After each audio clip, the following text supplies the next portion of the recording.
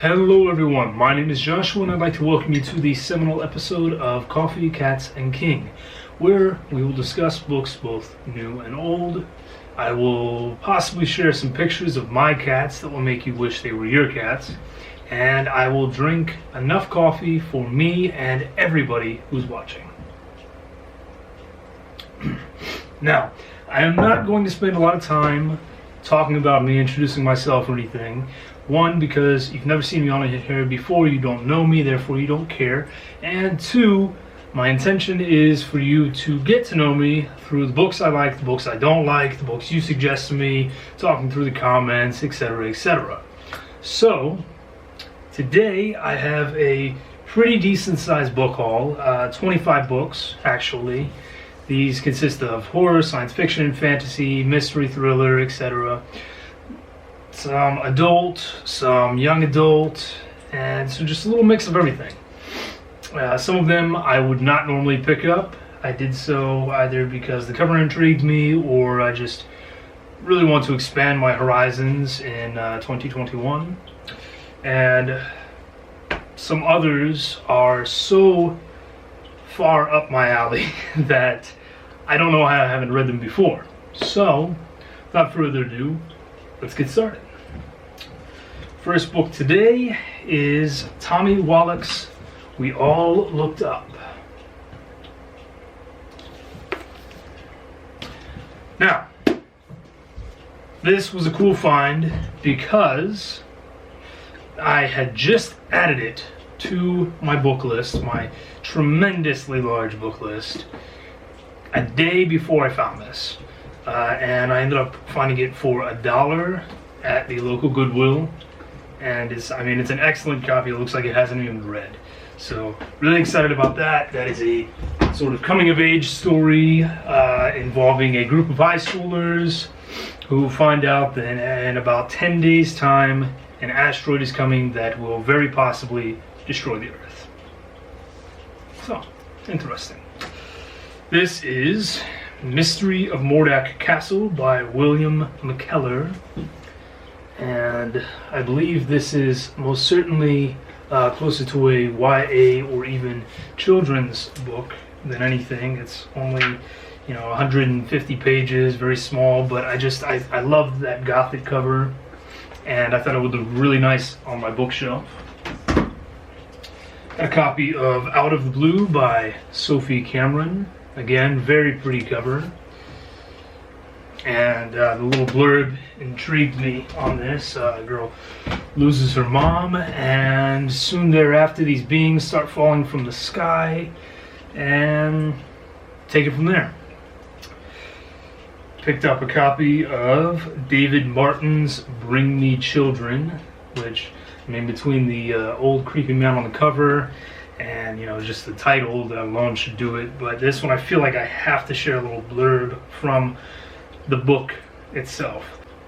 In tracking Quindell, he encounters man-eating bear dogs, a sadistic ex-prostitute, a heavily armed forest-dwelling dwarf, a comatose one in a sealed coffin, and the most unforgettable torture of contemporary fiction, Mr. Giggly.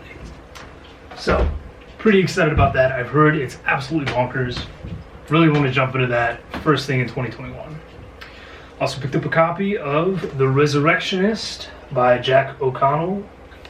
Never read anything by him, but as a fellow Irishman, I'm really excited to give him a shot, see what he's got, hopefully, represent the rest of us. Now, this one is not a normal read for me. I don't read a lot of crime, thriller kind of deal, but I liked the cover and liked the concept. This is Shadow Man by Cody McFadden.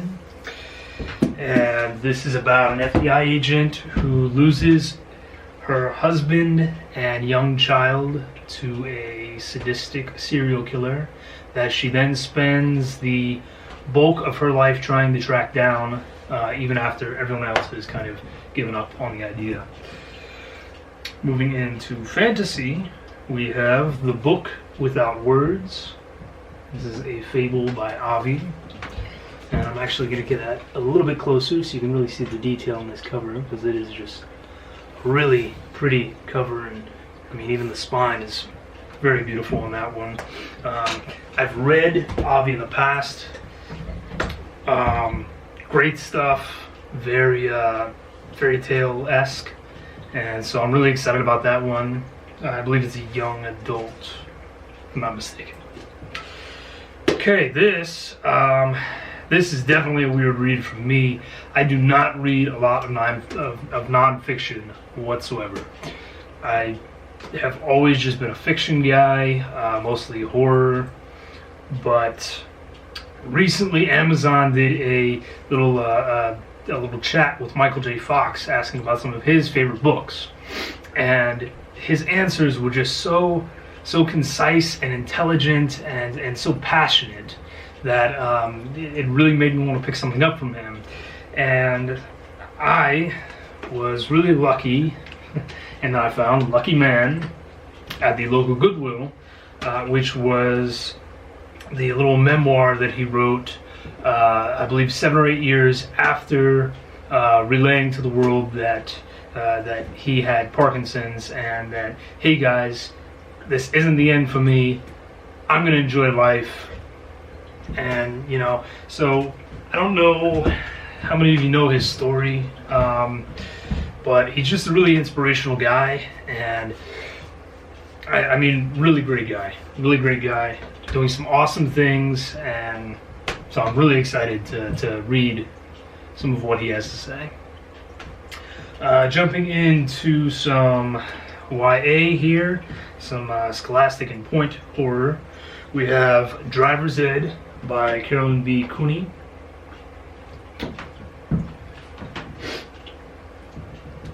Picked up Wait Till Helen Comes by Mary Downing Hahn. That's your classic ghost girl in the graveyard.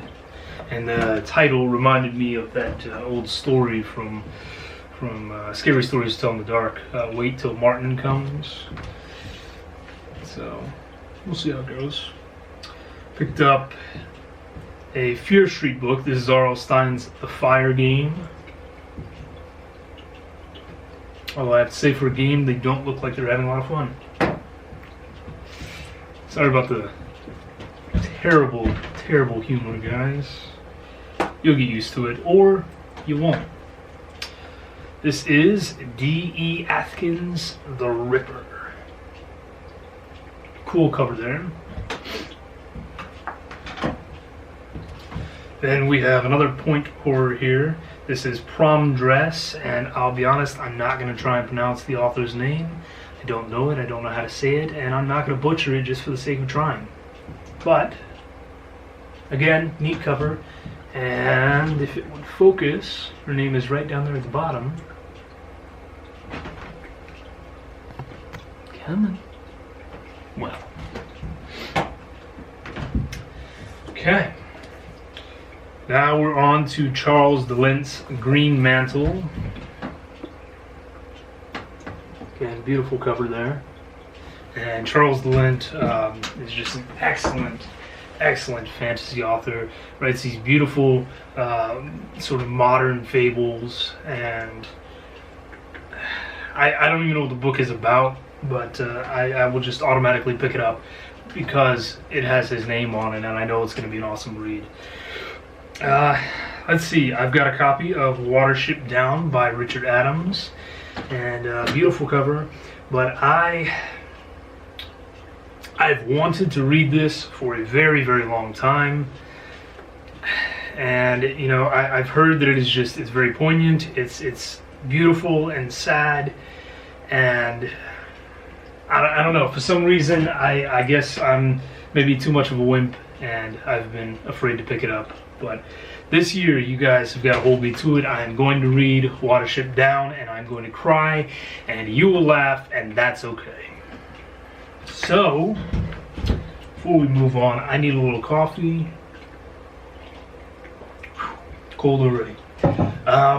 Yeah, just want to say I've got a little heater running here, but it's about 4 degrees right now where I am, and I'm just in a little building outside my house. So I think by the end of this video, my coffee is probably going to have a nice layer of ice over top of it. to books. We've got Bernhardt J. Herwood's Monsters and Nightmares. I was excited about this one. Again, it's got a really neat cover. And it says it is graphically illustrated throughout. It's in really great shape, and it's surprising because this came out, bear with me, in '67. So I was pretty excited about that because I got up to 50 cents. And I highly doubt I can find it for anything like that online. Okay. Here I have a science fiction from an author that I've never heard of. Don't know anything about him, don't know anything about the book, other than the fact that it kind of gave me a Star Wars science fiction vibe. This is The Pandora Stone by William Greenleaf. And again, don't know anything about it, but it was cheap, and it looked like it might just be a quick, fun science fiction read. Moving back into horror, I found this copy of Charles L. Grant's Shadows 5, which, I mean, the cover alone, I couldn't help but buy this, you know. It's just awesome cover art there. I mean, that is killer. So, I'll be honest, even if it doesn't turn out to be a great, short story collection, it's going up on my bookshelf somewhere. Okay, moving on. Still in horror though, we have a John Saul novel. This is House of Reckoning, and again, this one I love that green over the top of the classic kind of haunted house look. I think it's just a awesome cover. I'm very excited about that one. Okay, this is a copy of Redwall. Again, great cover right there, and moves along into the back. And I have read Redwall before, but my copy was battered and beaten and falling apart because I got it for 10 cents at a used bookstore. So I just wanted a newer, nicer copy. And if you've never read Redwall, do yourself a favor and pick it up. It's just a gorgeous book. Great for all ages. It doesn't matter who you are, where you're from, what age you are. It's just an excellent novel. So read it, love it. Tell me what you think. A couple more left here. We have this collection by Peter Crowther. This is Nero Houses, and I've never heard of this particular one before, but it has some really big name authors in there. There's Ramsey Campbell, Jonathan Carroll, Rick Hautala, Kim Newman, and I'm sure plenty of other greats. But again, I figured it should be a nice quick read. I usually try and read a novel as well as a short story collection on the side at the same time, so that'll probably be one of my in-betweens. Okay, moving on here, we have V.C. Andrews' Ruby. And I feel like you can't show off a V.C. Andrews book unless you show the inner cover, because that's where the real, man, killer. I feel like that was a huge selling point when she started selling novels. And I'm going to go on and admit on here, and some of you are probably going to be pretty upset about it, but I have never read a V.C. Andrews novel. Regina, from Regina's Haunted Library. If you happen to somehow see this, I apologize. But I'm trying to rectify it. I am. It's just I'm not quite ready to jump into the whole Flowers in the Attic series. So, starting with Ruby, see how it goes. 3 left, guys. 3 left. And I hope they didn't look like 4. I can count, I promise you. David Eddings, Pawn of Prophecy. This is book 1 in a series, and again, I've never read anything from Dave Eddings. I know he is incredibly prolific or was incredibly prolific. I don't know if he's still putting stuff out or not. But those of you who are maybe more familiar with his work, again, feel free to tell me in the comments below whether this is a good one or whether it's something I need to try beforehand, something that might, turn me on to his style of writing a little better. Just let me know. Okay, final two. Got a copy, really nice copy, of Elizabeth Moon's The Speed of Dark. And this one was also on my list for a long time, and I'm really excited to get a copy because this is a science fiction that revolves around a woman and her adult son who has severe autism. And I'm just going to say I think that I think that in recent years it's improving, but there is still a major lack of understanding and a major lack of representation in literature, specifically in science fiction, fantasy, horror, regarding mental illness and regarding things such as autism and ADD, ADHD, etc., etc. So I've heard excellent things about this novel. I'm very excited about it.